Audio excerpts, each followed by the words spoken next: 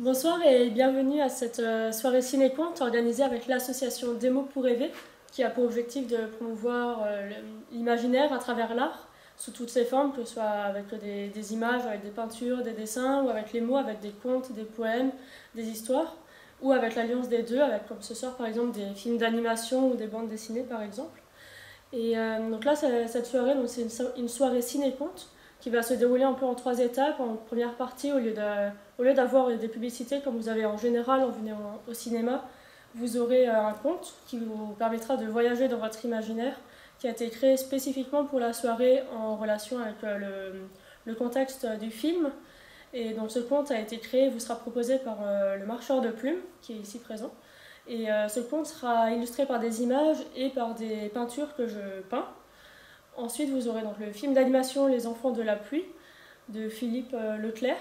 Et pour terminer, nous aurons un temps d'échange, de réflexion sur ce que le film nous aura inspiré.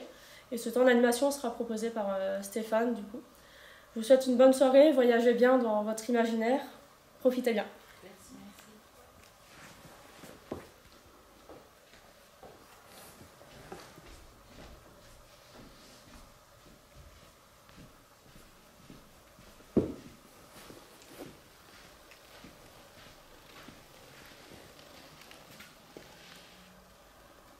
Cette histoire commence avec un coffre. Ce coffre est posé dans une pièce refermée d'un immense château construit sur une haute montagne au milieu d'un continent sur une planète très éloignée. Ce coffre avait été posé là par un être à l'apparence humaine, mais on avait l'impression qu'émanait de lui comme une aura vive et puissante. Son nom est intraduisible et incompréhensible pour nous autres terriens, mais on pourrait le comparer avec Lugh, le dieu celte polytechnicien par excellence, qui était doué dans toutes les disciplines possibles. Cet homme avait été un héros sur sa planète. Il avait su affronter et mettre en déroute des monstres qui ravageaient les pays. Il avait su diriger son pays avec justesse. Il avait su prévoir pour qu'en cas de catastrophe naturelle ou de crise, le peuple puisse vivre dans de bonnes conditions. Et lorsqu'il s'était agi de rendre justice, il avait toujours eu la réponse équitable.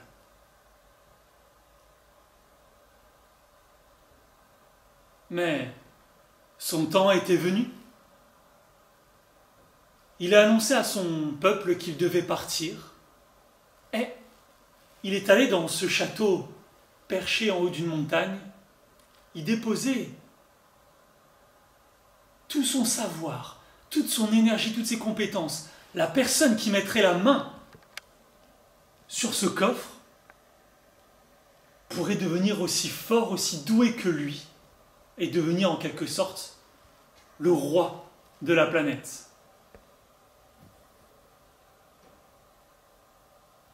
Quelques siècles plus tard, l'histoire a perduré, elle est devenue légende, et il y a régulièrement des gens qui s'attaquent au château. Nul n'en est revenu. La seule chose qu'on sait, c'est qu'il y a 3 chemins pour accéder à la salle du trésor. Il y a un chemin qui, dit-on, d'après ce héros légendaire, demande une endurance, une force et une dextérité hors du commun. Une autre voie demande d'avoir des connaissances, d'avoir un savoir et d'avoir une capacité d'analyse. La troisième voie demande d'avoir un espèce de sixième sens, ce qu'on appelle l'intuition, de sentir les choses au fond de soi. Et faites exprès,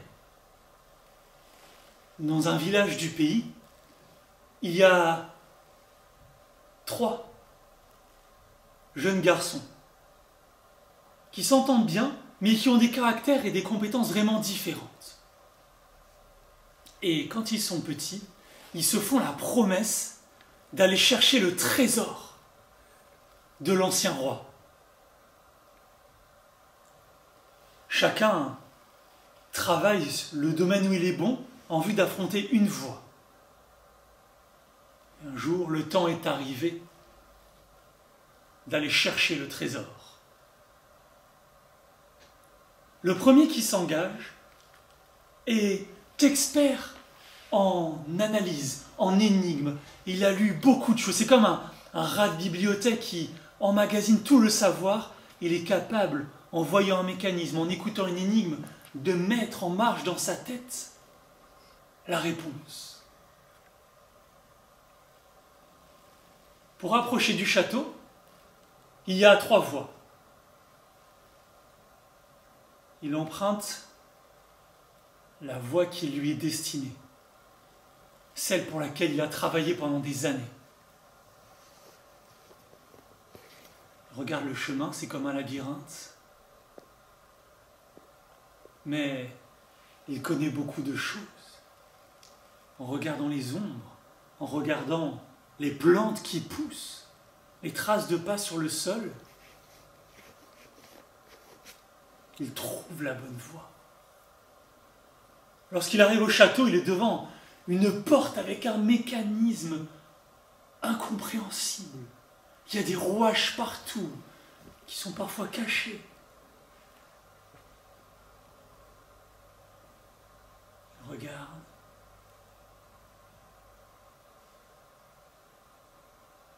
Il analyse le mécanisme sans le toucher, bien sûr, car la moindre erreur peut être fatale. Il trouve l'ouverture, pousse la porte et il entre dans un couloir plein d'énigmes, plein de mécanismes, plein de pièges à désamorcer, à comprendre.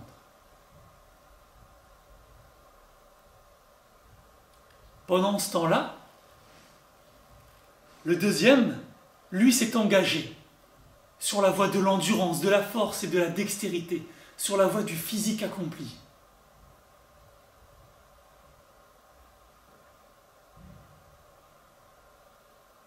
Le chemin s'arrête brusquement. Il y a une rangée d'arbres, de pierres. Il entreprend de grimper. Il n'a pas le choix. Il monte, il monte, il monte. Au sommet de cette montée, il y a comme un plateau. Il y a un sanglier immense. Ce sanglier est très territorial. Il faut réussir à esquiver ou à résister à ses charges pendant 3 heures.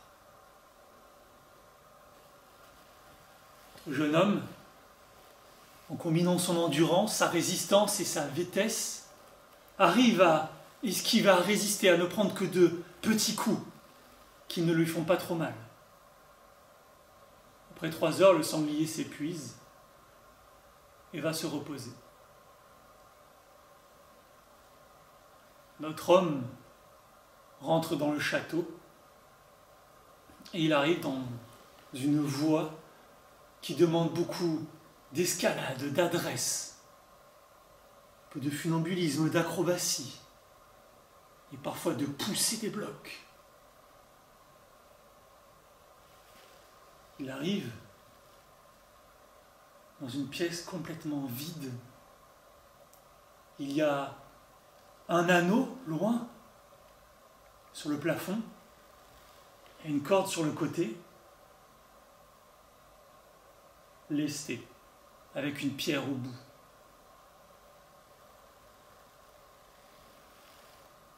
Il prend toutes ses forces. Il vise avec précision la plateforme de l'autre côté. il envoie la corde qui passe à travers l'anneau, qui retombe de l'autre côté, et il entreprend de traverser en se balançant la salle. Pendant ce temps-là, notre troisième compagnon, lui, s'était engagé sur une voie de l'intuition, du sixième sens. Il se pose devant les chemins qui s'offrent à lui et il sent la voie qui est bonne. Il a cette assurance. Il rentre. Il traverse le chemin. Il arrive au château. Il y a plusieurs portes. Aucun indice. Toutes les portes sont strictement identiques. Il n'y a pas de traces de pas, il n'y a pas de poignée.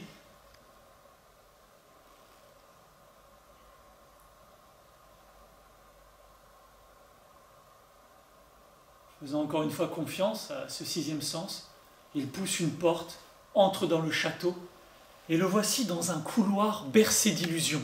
Il y a des ombres fausses, il y a des angles de murs qui ne sont rien. Il ferme les yeux, il se laisse guider intérieurement par ce qu'il ressent.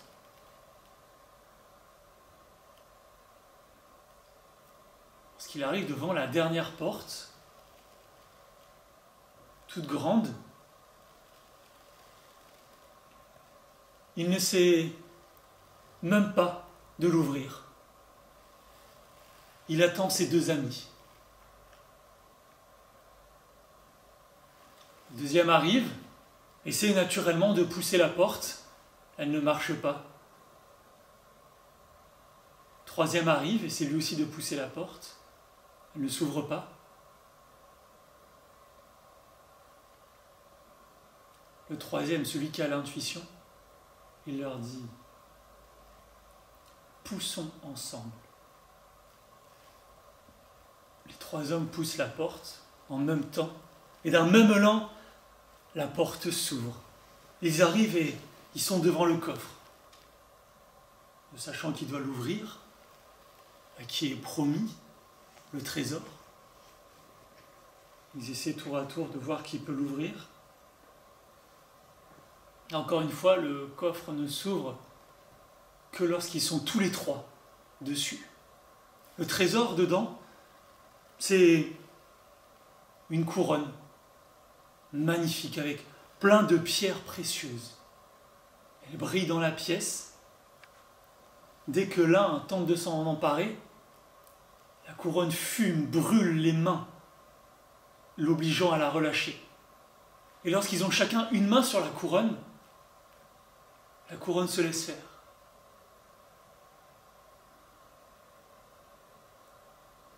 Ils sont déçus. Aucun des trois ne peut devenir le maître du monde, n'a réussi l'épreuve. Ils ne savent pas que faire. Ils referment le coffre en souriant et d'un regard entendu, ils rentrent chez eux. Et lorsque, au village, on leur demande ce qu'ils ont trouvé, puisqu'ils sont revenus vivants, c'était les premiers depuis le début à rentrer de ce château, ils répondent simplement « Vous savez, il n'est pas forcément nécessaire qu'une personne ait le pouvoir. Ensemble, nous pouvons faire bien plus. Après, si quelqu'un un jour se décide à aller chercher ce coffre, qu'il y aille.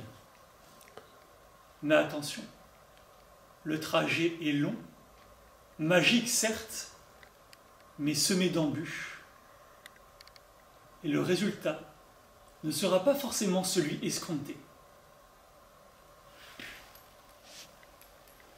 Le film qu'on va vous présenter ce soir est un film d'animation de Philippe Leclerc. Philippe Leclerc est prof à l'ESMA, prof d'animation, il fait des storyboards. Et il a une petite carrière. Il a commencé comme assistant de René Laloux pour Gambard, les années-lumière. Il a travaillé avec Jean-François Laguione, Studio La Fabrique, autant pour une série télé, Les Animaux du Bois de Katsu, que pour un grand film d'animation, Le Tableau. D'ailleurs, le tableau, c'est la métaphore du tableau, c'est la métaphore que Raphaël vous a donnée dans le conte, métaphore qu'on va retrouver aussi dans le film. Alors, parce que les films d'animation qu'on vous propose, c'est des films qui vont parler, j'ai envie de dire, à des enfants comme à des adultes. C'est pas que pour les petits. Voilà.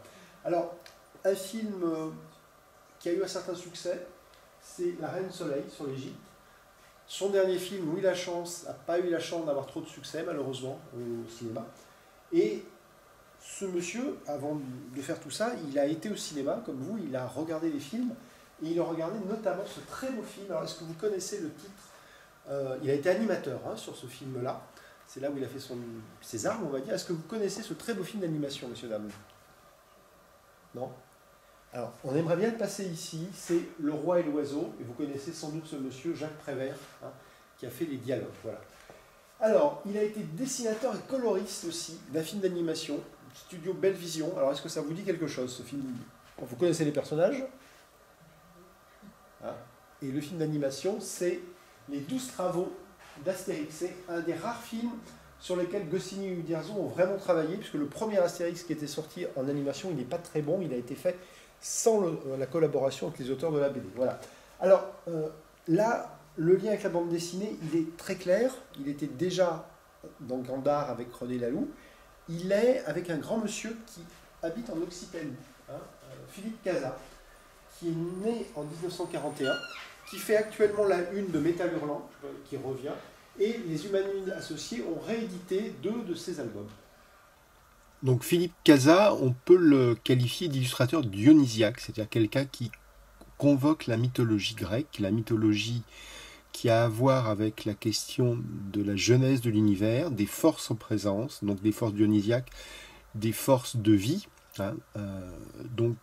Il a participé en 2018 à un festival imaginaire, on a annoncé le retour de Philippe Cazat.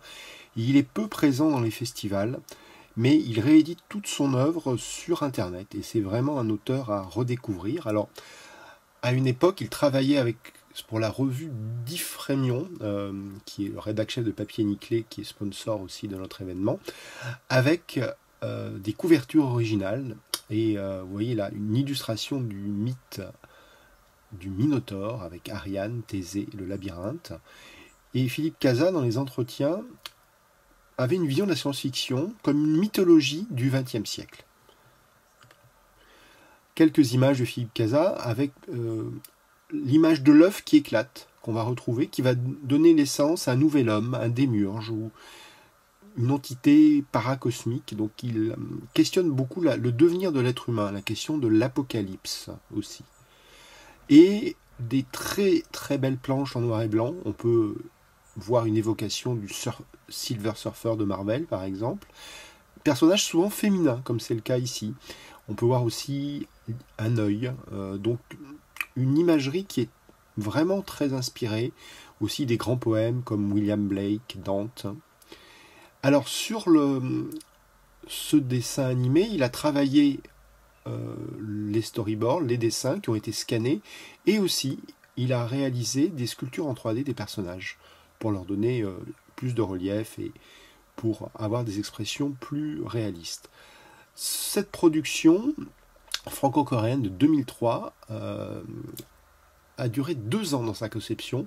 Le réalisateur est parti à Séoul pour superviser les décors, 3 ans de montage et une animation qui a été effectivement un peu hachée, qui n'est pas aussi fluide que dans les films de Michel Oslo, mais qui est néanmoins très intéressante. Voilà. Alors, c'est une adaptation d'un ouvrage à l'image du dragon, ouvrage de Serge Brussolo dans la collection Fleuve Noir. Et on notera la musique de Didier Lockwood, qui est un ami du réalisateur. Et Didier Lockwood va faire une musique métissée. Les 2 personnages qui représentent l'eau et le feu. Donc les Pyros, on va avoir une musique tribale à la Magma. Et après, pour les Hydros, une musique beaucoup plus symphonique, enregistrée avec l'orchestre de Sofia. Cette musique symphonique, elle est un hommage vibrant à Debussy et Ravel. Puisque le film que l'on va voir, c'est un film qui questionne le rapport à la connaissance, le rapport au pouvoir, comme le conte d'introduction vous l'a placé, et la question de la quête amoureuse, une espèce de Roméo et Juliette dans un autre temps. J'en dis pas plus. L'intérêt, c'est, si vous voulez bien, c'est de rester avec nous pour partager vos ressentis, vos réflexions, essayer de voir ces personnages, quels sont leurs parcours, et surtout, à travers certaines images clés, certains symboles que j'ai repérés dans le film, nous poser la question, si on part du point de vue de Jodorowsky, qui dit que la vie est un conte, quelle leçon de vie, je ne parle pas de morale, mais je parle de leçon de vie, les contes, voilà, c'est une des fonctions des contes, de nous amener par une stratégie du détour à réfléchir à la fois sur le monde, peut-être le monde actuel, même si on n'est pas dans le monde actuel, et aussi sur le sens de notre parcours de vie. Voilà, je vous souhaite une bonne projection, c'est un film qui dure un peu moins d'1h30, et on se retrouve tout de suite après. Bonne séance. Et vous pourrez gagner éventuellement des revues, un papier nickelé qui est partenaire de la séance, si vous répondez aux petites questions que je vous poserai. À tout à l'heure.